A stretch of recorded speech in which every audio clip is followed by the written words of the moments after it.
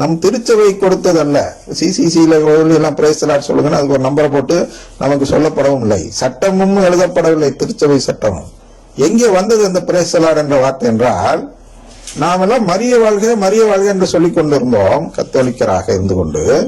அதை அவர்கள் பார்க்கிறார்கள். நாமும் ஏதோ ஒரு வாழ்த்துறை ஏற்பாடு செய்து நமக்கு, அதாவது இந்த மரிய வாழ்க என்ற வாழ்த்துறைக்கு எதிராக நாம் எதேனும் சொல்ல வேண்டுமே என்று அவர்கள் யோசிக்கிறார்கள். அதன் விளைவாக ஒரு சபை உருவாகிறது. அதுக்கு பேர் பெந்தகோஸ்து சபை என்று வைக்கிறார்கள். பெந்தகோஸ்து என்றால் அந்த திருநாள், தூயாவி இறங்கிய திருநாள், அந்த நாளை குறிக்கும் பெயர். அந்த பெந்தகோஸ்து என்ற அந்த பெயரை வைத்துக்கொண்டு இவர்கள் தங்கள் மீது தூயாவி இறக்கப்படுகிறது என்று காட்ட ஒரு சடங்கு முறை என்று சொல்லலாம், ஒரு வழிபாட்டு முறை என்றும் சொல்லலாம், இல்ல ஜெப முறை என்றும் சொல்லலாம். அந்த ஜெப முறையை உருவாக்குகிறார்கள். அதுல என்னன்னா, பிரைஸ் தி லார்ட், அல்லேலூயா, ஆண்டவரே மீது இறங்கும், என் மீது இறங்கணும், ஆவியானவரே இறக்கணும், அப்படி இப்படின்னா இந்த ஆவியை அழைக்கிறார்கள். அப்ப ஆவியானவர் அவங்க மீது இறங்குவாரா என்றால் உண்மையில் அவர் இறங்க மாட்டார். சரியா? ஏன் இறங்க மாட்டார்? வேற இடத்தில் பார்த்தோம் ஏற்கனவே. ஏன்னா அவருடைய நோக்கம் நாமெல்லாம் உறவு பெற வேண்டும் என்றுதான். ஒரு ஆவினா, தூய ஆவியானவர்னா அவருக்கு ஊனியல்பு நாட்டம் இருக்கக்கூடாது. அந்த ஊனியல்பை வளர்க்கும் அந்த உதவிகள் அவர் செய்யக்கூடாது. ஊனியல்பு நாட்டத்தை வளர்க்கும் உதவிகளை அவர் செய்யக்கூடாது.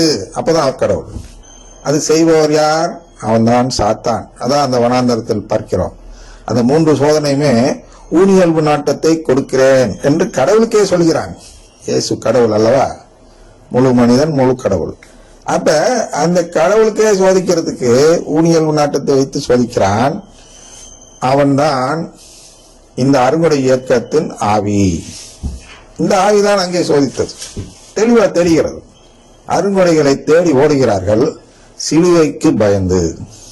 எந்த சிலுவைக்கு பயந்து? நற்கருணையை நம்புவதன் மூலம் கிடைக்கும் சிலுவைக்கு பயந்து, இல்லையா? அப்ப சிலுவை சுமக்காமல் ஒருவர் உறவு பெற முடியுமா என்றால் பெறவே முடியாது என்று அவரே பல இடத்தில் சொல்கிறார், பார்க்கிறோம். சுமை சுமந்து சுதந்திருப்போன்னு சொல்லிவிட்டு என்னென்ன வாருங்க உன் சுமையை கொடுன்னு சொல்றாரு. ஆனா நான் ஒரு சுமையை கொடுப்பேன், அது எளிதுன்னு சொல்றாரு. அது ஒரு சிலுவை. என் பின்னால் வரக்கூடியவன் தன் சிலுவையை சுமக்கவில்லை என்றால் அவன் என் பின்னால் வர தகுதியற்றவன் என்று சொல்கிறார். இதெல்லாம் சொல்லிவிட்டு தூயாவியானவன், வா உனக்கு சிலுவையெல்லாம் கொடுக்க மாட்டேன், வா உனக்கு அருங்கொடையா கொடுக்கறேன்னு கூடுவாரா? இயேசுக்கு எதிராக தூயாவியானவர் பேசுவாரா? சிந்தித்து பார்க்க வேண்டும். ஆனால் 1952 பெந்தகோஸ்து சபை உருவாகிறது. அவர்கள் தங்கள் சபையை சேர்ந்தவர்களுக்கு ஒரு அடையாள வாழ்த்துறை இருக்க வேண்டும் என்பதற்காக மரிய வாழ்க என்ற வாழ்த்துறைக்கு எதிராக ஒரு வாழ்த்துறையை உருவாக்குகிறார்கள். அப்படி உருவாக்கப்பட்டதுதான் பிரைஸ் தி லார்ட் என்ற வாழ்த்துறை. அப்ப பிரைஸ் தி லார்ட் என்றால் எதை குறிக்கிறது என்றால், நான் வளமையை நம்பக்கூடியவன், வளமை நற்செய்தியை நம்பக்கூடியவன் என்று அடையாள வார்த்தையாக அது இருக்கிறது. அப்ப மரிய வாழ்க என்று சொல்வது, நான் சிலுவை நற்செய்தி என்று சொல்கிறோம். துன்பத்தின் மூலமாக மீட்பு என்ற நற்செய்தியை நம்பக்கூடியவனாக இருக்கிறேன்.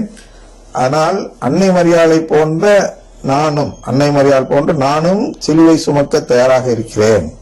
எனவே திருச்சபையின் சின்னமாக இருக்கும் அன்னை மரியாளை வாழ்த்துவதன் மூலம் இந்த கடவுளின் குடும்பத்தை வாழ்த்துகிறேன் என்று சொல்லும் கருத்தில் இருப்பதுதான் மரியே வாழ்க என்ற அந்த வார்த்தைகள்.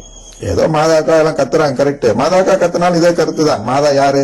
திருச்சபையின் தாய், கடவுளின் தாய். அதனால அவங்க வாழ்த்தி விட்டாலே நாம் கடவுளின் குடும்பத்தை வாழ்த்துவதாக, திருச்சபையை வாழ்த்துவதாக பொருள்படும். திருச்சபை, கத்தோலிக்க திருச்சபையை நான் நம்புகிறேன் என்று பறைசாற்றுகிறோம்.